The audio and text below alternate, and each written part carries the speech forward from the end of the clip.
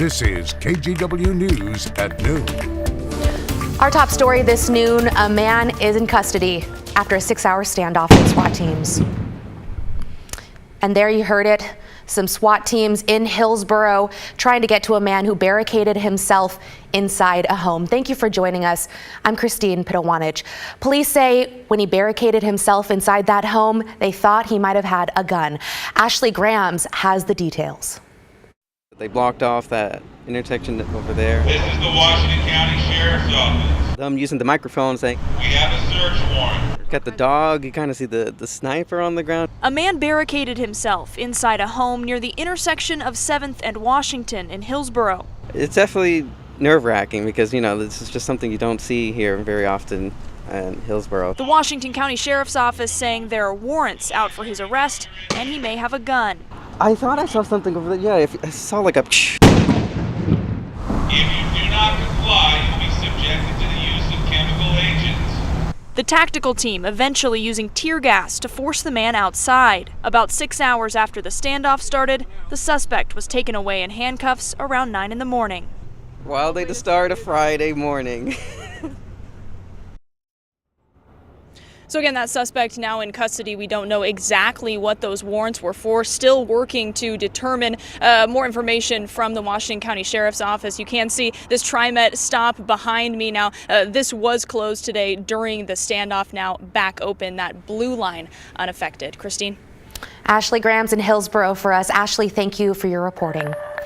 Now to big developments for Portland police. This morning, Mayor Ted Wheeler announced interim police chief Bob Day will be taking on the role permanently, effective immediately. The mayor's office says Day has demonstrated strong leadership and a clear vision for the Bureau's future. Wheeler appointed him interim chief last September when then Chief Chuck Lavelle decided to step down. KGW's Laurel Porter had the opportunity to sit down with Chief Day for the newest episode of Straight Talk. You can catch their full conversation this Saturday and Sunday at 6:30 p.m. To the SalemKaiser School District now, where there are plans to cut over 400 positions district-wide, most of them teachers. That amounts to an over $70 million budget cut, the largest the district has faced in more than a decade. Here's Alma McCarty with the details.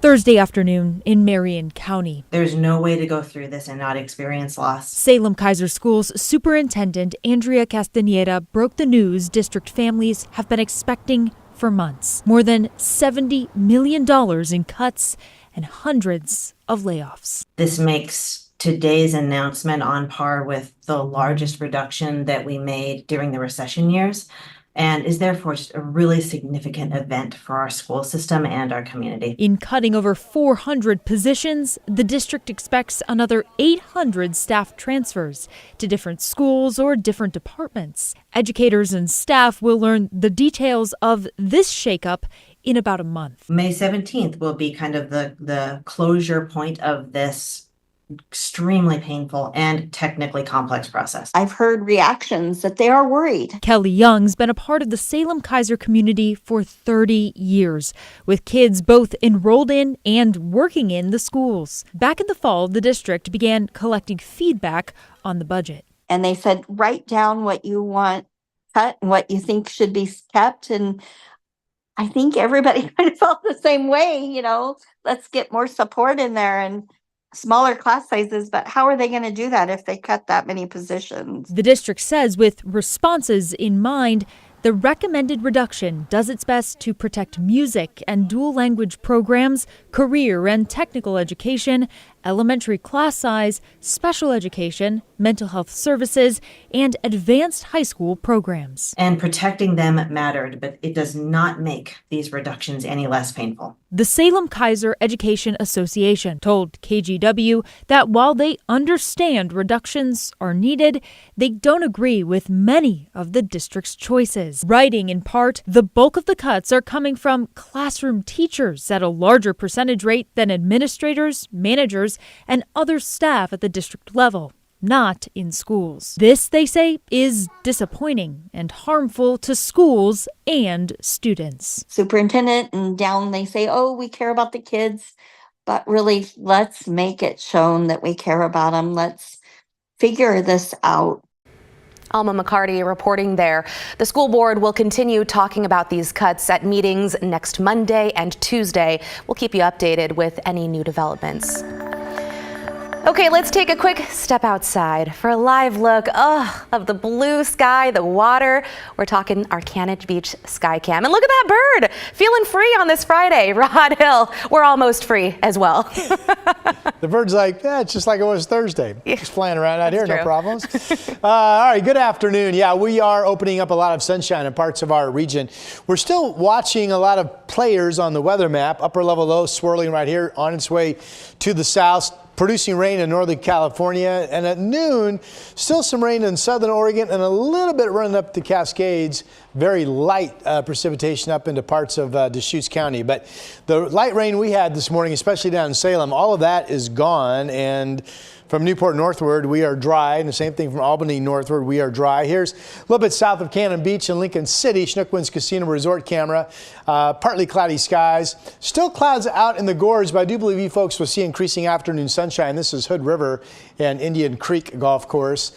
And here's downtown Portland. We're basically just sunny, 59 degrees. Obviously, we're going to be soon up into the 60s. I have to decide 68. Doesn't look like there's any realistic shower chance the remainder of the day. So your Friday evening plans are all dry, 60 at 8 o'clock. Now, not only thunderstorms, but perhaps severe storms in parts of our state tomorrow. And some of that rain could leak into Portland and Salem. We'll talk about that coming up. Okay, thank you so much, Rod. Now to a problem that's not new, but some say is getting much worse. Small businesses in Portland's Montevilla neighborhood are struggling with vandalism. It's unclear at this point whether the same person is responsible or if different people are involved. Catherine Cook spoke with employees who say they're not sure how much more they can take. It hurts and we're struggling. The boarded up window at the Arc thrift store shows why. Executive Director Tabitha Donahue says this is the fourth broken window for the Montevilla nonprofit this year. I don't know how many more we can sustain. Security video shows the latest incident from last week. You can see the person hanging out in front of the store on Southeast 83rd and Stark. Suddenly, they throw something through the window, shattering it. They reach in, grab a pair of jeans, and leave. For them, that's free jeans. For us, that's a $1,500 pair of jeans because that's how much it costs to fix the window. Not to mention their other losses. The glass that gets on the clothes, we have to throw them away. It also jacks up our inventory. Sometimes we've had to throw away half of our jeans, and jeans are something that we do sell a bunch of. The Arc is not the only Montevilla store dealing with broken windows. At least half a dozen others are in the same boat, including Personal Beast Pet Supplies.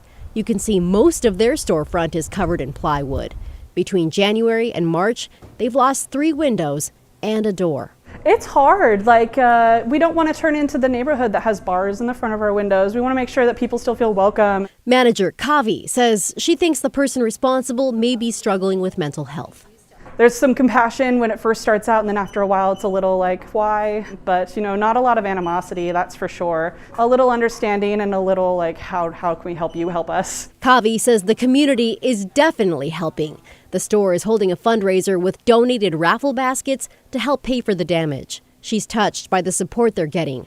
So is Tabitha Donahue at the Arc. We're a small local nonprofit with a small local support base. So every little bit helps and every little bit hurts. Catherine Cook, KGW News.